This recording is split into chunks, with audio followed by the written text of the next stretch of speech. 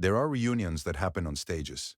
And then there are the ones that happen in hallways, the ones nobody planned, that rewrite everything that comes after. Her name was Dolores Jean Watkins, and she had been walking the same half-mile loop around her neighborhood in Decatur, Georgia, every morning at 6:15 for 11 years. Not for exercise. Though the doctor had mentioned exercise, but because the walk was the 30 minutes of the day when she did not have to be anything for anyone, when she could be simply a 74-year-old woman moving through quiet streets with her hands in her jacket pockets and her thoughts arranged however she needed them arranged before the day. Began and asked things of her.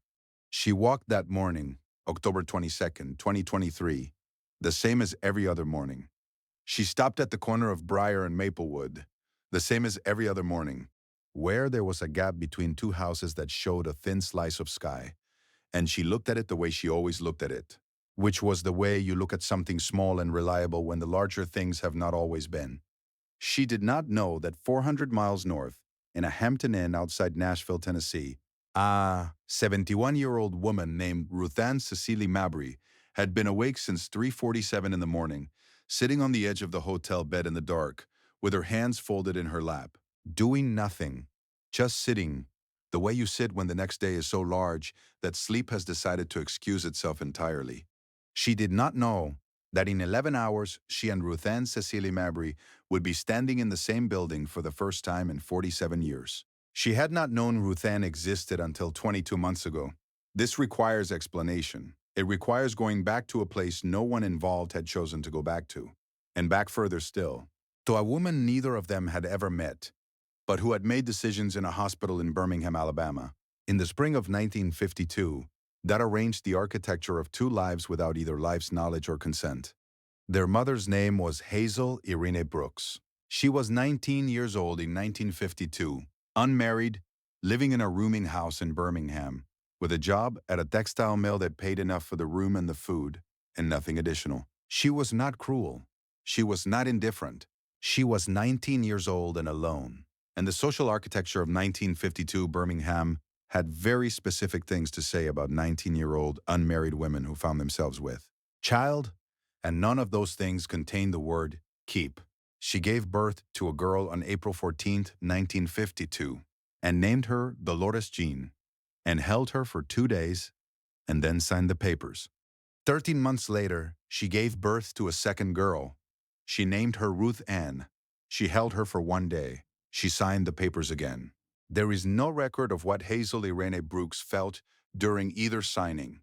There is a record of the signings themselves because a genealogy researcher named Patricia Boone, the same Patricia Boone, who appears in other stories about documents found in drawers and letters forwarded through addresses, spent 14 months cross-referencing closed adoption records from Birmingham General between 1950 and 1955. And what she found was a pattern. And the pattern had two names, and those two names belonged to women who were now 74 and 71 years old and living 400 miles apart and had never once known the other was breathing. Patricia Boone wrote a letter to Dolores Watkins in December of 2021. She wrote a separate letter to Ruthann Mabry the same week. Both letters used careful language. Both letters included a phone number. Both letters were clear about what the research suggested and careful about what it had not yet confirmed. Dolores read her letter on a Tuesday afternoon at her kitchen table. She read it 3 times. Then she put it on the table and went and stood at the kitchen window and looked at her backyard for a long time. The bird feeder, the 2 chairs no one sat in anymore, the oak tree that had been there since before she bought the house. She stood there until the light changed. Then she went back to the table and picked up the letter and read it a 4th time. She called Patricia Bone's number the following morning. Ruthann, 400 miles north, had done the same thing 2 days later, having first spent those 2 days telling herself she was not going to call, that she was 70 years old and had built a life that was whole and full and did not need restructuring, that there was no version of this that ended without pain, that the letter was just paper, and paper did not obligate her to anything. She called on the 3rd day, before she had taken her blood pressure medication, before she had put on her glasses. Patricia Boone had been waiting. The DNA tests came back in February of 2022. Not probably, not likely. Confirmed. Dolores Jean Watkins, born Birmingham, April 1952, and Ruth Ann Cecily Mabry, born Birmingham, May 1953, shared a mother. They were 13 months apart. They were half-sisters. They had spent 70 years on the same earth without knowing the other was standing on it. What followed was 8 months of phone calls. Not a meeting. Not yet. The calls first, because Dolores had learned, in 74 years of being Dolores, that you built toward things or you broke them. And the thing she was building toward was too important to break. And Ruth Ann had the same instinct from her own 71 years of being Ruth Ann. And they had recognized this in each other. In the first 20 minutes of the first call, the way you recognize yourself in a stranger and understand, with a feeling that has no clean name, that the recognition is not a coincidence. The calls were every Sunday, 7 o'clock Eastern. They lasted between 40 minutes and 2.5 hours. They covered everything: the childhoods, the families, the husbands.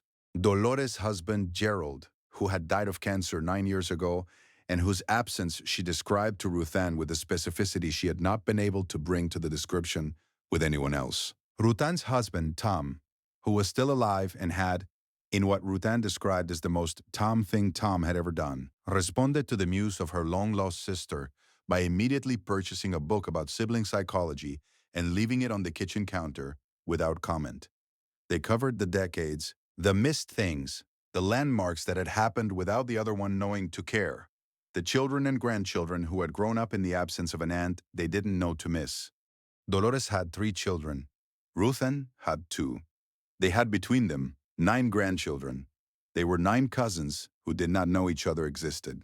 The first phone call, in which they both cried, was the 4th one. They had been talking about their adoptive families, comparing gently the love they had been given and its shapes and limits. And Ruth Ann had said something about wondering, when she was young, whether there was someone somewhere who looked like her. And Dolores had gone quiet on the line, and Ruth Ann had said, "Are you there?" And Dolores had said, "I used to wonder that too." He wondered it for a long time, and then neither of them had spoken for almost a minute, and the silence had been the fullest silence either of them had experienced in recent memory. They had planned a meeting for September of 2022. Ruth Ann's granddaughter had a medical procedure that month. They rescheduled for November. Tom had a work obligation that Ruth Ann needed to be home for. They rescheduled for February of 2023. Dolores had a health scare, nothing serious in the end. A shadow on a scan that turned out to be nothing. But it was 3 weeks of nothing being confirmed as nothing. And in those 3 weeks, she had lain awake more than once, thinking about the meeting that hadn't happened yet, and the 47 years that had passed, and the specific injustice of nearly running out of time before the thing you have been waiting for, without knowing you were waiting for it. It was Dolores' granddaughter Keisha, 27 years old, a marketing coordinator in Atlanta who had been following the story since her grandmother first told her, and who had a particular talent for seeing possibilities others missed, who submitted the Family Feud application in April of 2023. She submitted it for Dolores' team. She did not tell Ruth Ann. She coordinated with Ruth Ann's daughter Carol after the fact, in a phone call that lasted 90 minutes and involved both of them crying at approximately the same moment without cueing each other. And the plan that emerged from that call was the kind of plan that requires precision and complete commitment and the willingness to look your grandmother in the eye on an ordinary Sunday and say nothing about it. Keisha looked her grandmother in the eye on 4 separate Sundays and said nothing. She was later described by the Family Feud production team as one of the most composed coordinators they had worked with in recent memory, which she accepted as the compliment it was, and then went home and cried. The production team's plan was this: Dolores would come with her family as a contestant. Ruth Ann and her family would be in the building, backstage in the production wing, out of sight. The game would proceed. At some point in the first half, Steve Harvey would be told. The rest would be navigated in real time, because some moments cannot be scripted, and this was one of them. What nobody had planned was the hallway. Dolores arrived at the studio at 8:14 in the morning, with Keisha and Dolores' son Bernard, 51, and her daughter Lynette, 48, and Lynette's husband Darnell, who had come as the 5th family member and who had been briefed on exactly nothing because Lynette had determined, correctly, that Darnell was not capable of knowing something this large for this long without it appearing on his face. Darnell was told in the parking lot 3 minutes before they entered the building. He stood next to the car for a moment. Then he said, Lynette. Then he didn't say anything else. Then he got his visitor badge. Rutan and her family were brought in through the production entrance on the east side of the building at 8:31. Her daughter Carol was with her. Her son Michael, 46, who had driven up from Murfreesboro the night before and spent the drive trying to calculate the logistics of a feeling he had no frame of reference for. Ruthan's granddaughter Alicia, 24, who had been told 2 weeks ago and had kept the secret with a completeness that impressed everyone around her. And Tom, Ruthan's husband Tom, 73, who had read the sibling psychology book and left it on the kitchen counter, without comment, and who now walked through the production entrance of a television studio in Atlanta in a blazer he had, dressed himself, because his wife was about to meet her sister for the first time, and he was going to be dressed for it. The hallway was not on any production plan. It was a connecting corridor between the east production entrance and the main backstage area. A functional space with gray walls and cable routing along the ceiling and a water cooler near the third door on the left. It was the kind of hallway that exists in every large production facility and is noticed by no one because it connects places rather than being a place itself. At 8:43 in the morning, a production coordinator named Ben coordinating movements on the west side of the building made a routing decision based on a catering delivery blocking the primary backstage corridor and redirected Dolores's group through the East Hall. At 8:43 in the morning, Ruthan's group was in the East Hall, having arrived early because Carol, Ruthan's daughter, had built in a buffer for traffic that turned out not to exist. The two groups turned the corner at the same moment. Dolores saw Ruthan first. She stopped walking. Completely. The way you stop when your body receives information before your mind has finished processing it, and the body decides, without consulting the mind, that forward motion is no longer available. Ruthan saw Dolores half a second later. What happened in Ruthan's face was described differently by every person standing in that hallway. Carol said it was like watching a door open that had been sealed for a very long time. Michael said it was like watching his mother become someone younger. Tom, who had read the sibling psychology book and thought he had prepared himself, sighed he had not prepared himself and had no adequate description, and did not try to give one. Keisha said it was the most private thing she had ever accidentally witnessed, and she took one step back toward the wall, because it felt wrong to be close to it, like standing too near a flame. Ruthan said, afterward, in the only interview she agreed to, I knew her. I knew her face. I don't know how, we had never met, but I knew her. They stood in the hallway for a moment, 4 feet of gray corridor between them, cable routing above, water cooler to the left, and the distance between them was nothing and everything. And then it was nothing again, because Ruthan moved, and Dolores moved, and the 47 years collapsed in a hallway that was nobody's destination. They held each other without speaking for a long time. The production team, notified by 3 separate staff members via earpiece within 20 seconds, made the immediate decision not to interrupt, not to redirect, not to reposition for cameras, not to do anything at all. A camera operator named Leon, who happened to be moving equipment through the adjacent corridor, stopped moving equipment. He did not film. He put his equipment down and stood still, and he said later that it had simply not seemed like the right thing to point a camera at that. The water cooler hummed. That was the only sound. Ben, the production coordinator whose routing decision had caused this, stood against the wall with his clipboard at his side and his mouth open, and did not speak for several minutes after. When Dolores and Ruthan finally separated, not fully, still holding both hands, the grip of 2 women who have just found each other and are not prepared to test the theory that the finding will still be true if they let go.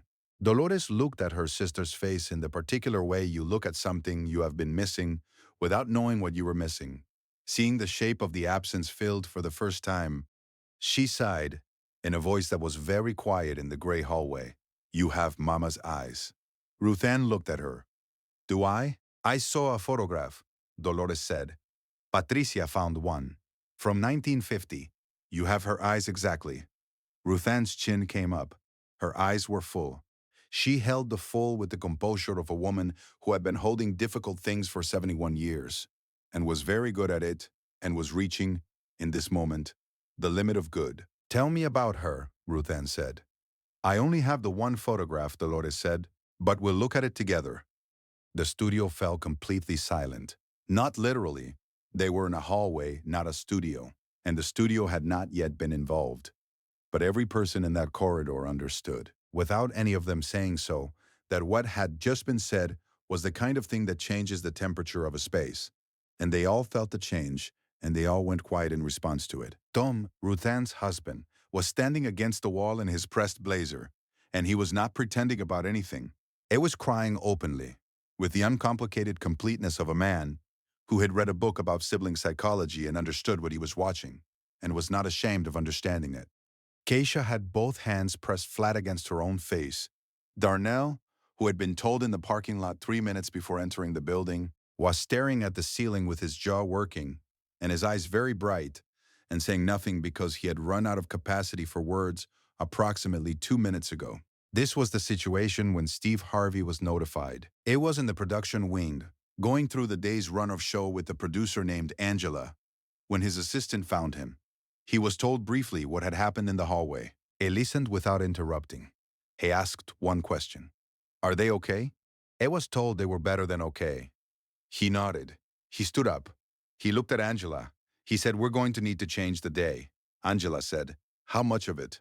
Steve Harvey said, "All of it." The game was not what mattered. The game had ceased to be the primary event the moment two women turned a corner in a corridor and the 47 years ran out. Steve Harvey understood this with the instinct of a man who had spent 20 years reading people on a stage and knew the difference between a game show moment and a human one. And when the human one arrived, he had never once chosen the game show over it. He walked to the stage.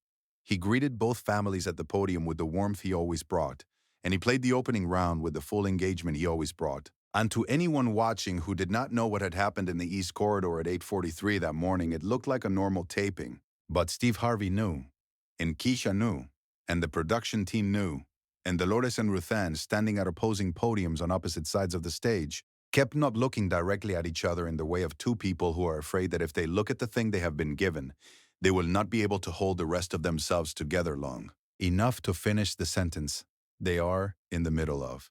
They looked anyway. Twice, in the first round, their eyes met across the studio floor. Each time, the person nearest to each of them felt something change in the air. After the first round, Steve Harvey paused the game. He walked to Dolores' podium. "I want to ask you something," he said, "and I want you to know I already know part of the answer." Dolores looked at him. "What do you want to know? What brought you here today?" Dolores looked at the podium. She looked at Keisha to her left, who nodded once, the smallest possible permission. Dolores looked at Steve Harvey. "My granddaughter applied for the show," she said. "She thought it would be something good for the family." A pause. "We didn't know until recently how good." "How recently?" Steve said. 22 months ago," Dolores said. "That's when I found out I have a sister." The studio fell completely silent. Every person on that stage, on both sides of the podium, went still. The competing family, the Delgado family from Tampa, a warm, close-knit group who had arrived with matching shirts, and a grandmother named Rosa who had been lively and competitive through the entire first round, had stopped being a competing family. Rosa Delgado was looking at Dolores Watkins with the expression of a woman receiving something. Steve Harvey looked at Dolores for a long moment. Then he looked at the production wing. He did not nod this time. He just looked. Ruth Ann Cecily Mabry walked out from the wing. She was wearing a blue dress. She had her husband Tom's hand for the first 3 steps, and then she was on her own, and she walked the way she had walked her whole life, with the particular steadiness of someone who has navigated difficult terrain for a long time and has learned that the only way through is through. She came to the center of the stage. Dolores turned. The studio fell completely silent.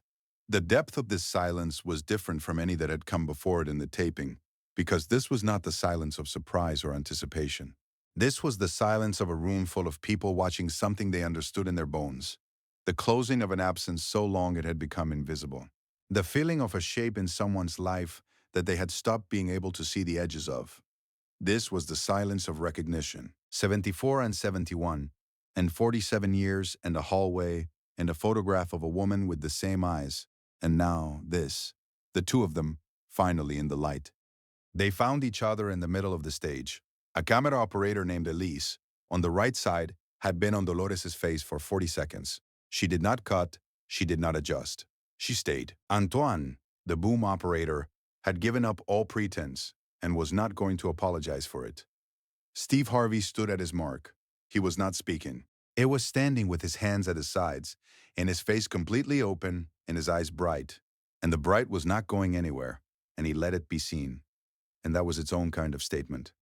He wiped his eyes once. He waited. He wiped them again. He turned to the audience when the embrace had run its full length. And the audience had been watching in the particular stillness of people who understand they are inside a moment that belongs to someone else, and their job is only to witness it fully. And he said, in a voice that was quieter than his voice usually was, 47 years. 47 years of not knowing. He stopped. Can I ask you both something? Both women looked at him. If you could have one more day, he said, one day with the years you didn't have together, what would you do with it? Ruthann answered first. She said, without hesitating, breakfast. Just breakfast. Sit at a table and eat and talk about nothing. Dolores looked at her sister. She said, I have a table. The studio erupted, but Steve Harvey wasn't done. He let the eruption find its natural end. He walked to camera one. He stood straight. He looked into it with the fullness of someone who has something real to say and has found the right moment to say it. I want to talk to everyone watching at home. There are people in your life, right now, tonight, who you have been meaning to call, meaning to visit, meaning to say the thing you have been organizing in your mind for 6 months or 6 years or longer than that. And every day that goes by without the call, without the visit, without the thing being said, is a day that joins the total. And the total grows. And one day, the total is 47 years, and you are standing on a game show stage, and someone is asking what you do with one more day, and you realize the answer is breakfast. Whose breakfast? At a table. He paused. Don't let it be 47 years. Don't let it be 47 days. Make the call tonight. After this, before you sleep, make the call and sit at the table and talk about nothing. Because the nothing is everything, and the everything is almost always still available if you go for it today. The studio fell completely silent. Rosa Delgado, the grandmother from Tampa, had been listening from behind her podium with her hands clasped and her competition entirely gone from her face. And when Steve Harvey finished, she looked at her family, her children, her grandchildren, the 4 generations of them in matching shirts, and she said something in Spanish, low and private, that her grandchildren would later say was the most important thing she had ever said to them, and which none of them would repeat publicly because some sentences are made for the people they are said to. Then she turned to Steve Harvey and said in English, we forfeit the whole prize for these 2 women, for the years. She said it simply. No performance, no ceremony. The way you say something when it is so obviously correct that saying it is not a gesture, but simply the accurate description of what has to happen next. The clip was posted at 11:18 that night. By morning, it had 5.9 million views. Within 5 days, it had 71 million, the highest total in the channel's history at that date, surpassing the clip from 3 months prior. It trended in 26 countries. Steve Harvey's camera address was shared 21 million times independently. A family therapist in Dublin said it was the most used clinical reference in her practice that year. A sociology department at a university in São Paulo assigned it in 3 separate courses. The segment was rebroadcast in Full On, a primetime network special in South Korea, introduced by the host as the moment American television remembered what it was for. 3 months later, Dolores Watkins and Ruthann Mabry sat at a table in Decatur, Georgia, on a Saturday morning in January and had breakfast. Just breakfast. Eggs and biscuits and coffee that Dolores made too strong and orange juice. In the good glasses, they sat at the table for 3 hours and 40 minutes. Tom was there. Bernard was there. Keisha was there. The 9 cousins who had not known each other existed were represented by 4 of them, ranging from 24 to 31. Who sat around the extended table, and spoke to each other with the slightly formal warmth of people who are related and are learning what that means in real time. At one point during the breakfast, Dolores went to her bedroom and came back with a photograph, black and white, small, a little worn at the edges. She placed it on the table between them. Hazel Irene Brooks, Birmingham, 1950, 19 years old, standing in front of a building that no longer exists in a dress she may have made herself, looking at the camera with an expression that could be happiness or could be something more complicated, and probably was both. Ruth Ann looked at the photograph for a long time. Then she looked up at her sister. "You're right," she said. "I have her eyes." "You do," Dolores said. A year after the taping, Keisha Watkins and Carol Mabry co-founded an organization called the Table Initiative, dedicated to connecting adult adopteds with potential biological relatives using DNA registry cross-referencing and professional genealogical support. In its first year, it facilitated 34 confirmed biological family connections, the oldest of which was between an 81-year-old man in Cleveland and a 78-year-old woman in Portland, who had been born 13 months apart in the same hospital in 1943 and who, upon first speaking, discovered they had both kept the same unusual hobby for 40 years without ever being able to explain why it appealed to them. The Table Initiative's operating principle, written by Keisha and unchanged since the founding document: everyone deserves to know where they come from. Everyone deserves the table. Today, Dolores and Rutan have breakfast every first Saturday of the month. They alternate houses. On Dolores' Saturdays, the coffee is too strong, and there are always biscuits. On Ruthan's Saturdays, Tom makes eggs the way Tom makes eggs, which is elaborately and with equipment, and everyone pretends not to notice how long it takes because the waiting is part of it. The photograph of Hazel Irene Brooks lives in a frame on Dolores' kitchen shelf. She moved it there from the drawer after the breakfast in January, because she decided that a drawer was not the right place for it anymore. It is between a small plant and a candle. In the kitchen where Dolores drinks her coffee every morning before the 6:15 walk, and she sees it every day. And sometimes she says something to it. And what she says is private. Rutan has a copy. Carol had it made. Some absences are so long they stop feeling like absences and start feeling like the shape of the world, like the way things simply are. And you stop expecting them to be filled because you stop being able to imagine what filling them would feel like. And then something happens. A letter, a phone number, a routing decision in a hallway, a corner turned at 8:43 in the morning, and the filling happens anyway, and the world turns out to have been the wrong shape this whole time. And the right shape was always available, and here it is, finally, at a table, in January, with the photograph out of the drawer, and the coffee too strong, and all the years still gone, but no longer going, because the going has stopped. And what is here now is what's here now. And what's here now is everything that's left, and it is enough, and it is more than enough, and it is breakfast. If this story found something in you today, subscribe and share it with someone who has a call they have been meaning to make. Tonight is the right night. The table is still there.